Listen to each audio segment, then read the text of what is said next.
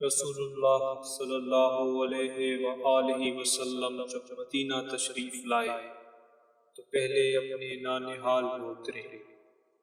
جو انصار تھے، اور وہاں آپ صلی اللہ علیہ وآلہ وسلم نے 16 یا 17 ماہ بیت المقدس کی طرف منہ کر کے نماز پڑھی،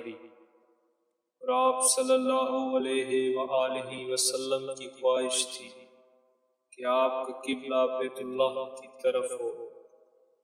جب بیت اللہ کی طرف نماز پڑھنے کا حکم ہو گیا تو سب سے پہلی نماز جو آپ صلی اللہ علیہ وآلہ وسلم نے بیت اللہ کی طرف پڑھی عصر کی نماز تھی۔ وہاں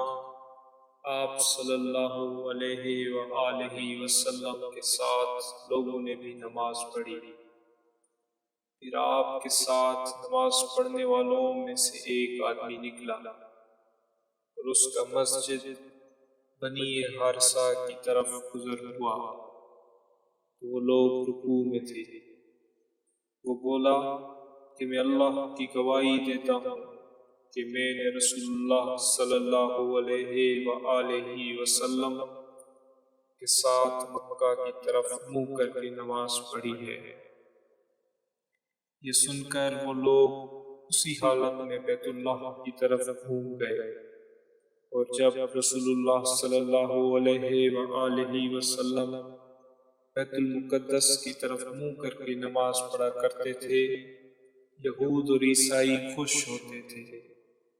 مگر جب آپ صلی اللہ علیہ وآلہ وسلم نے بیت اللہ کی طرف منہ پھیر لیا تو انہیں یہ امر ناگوار ہوا۔ زہیر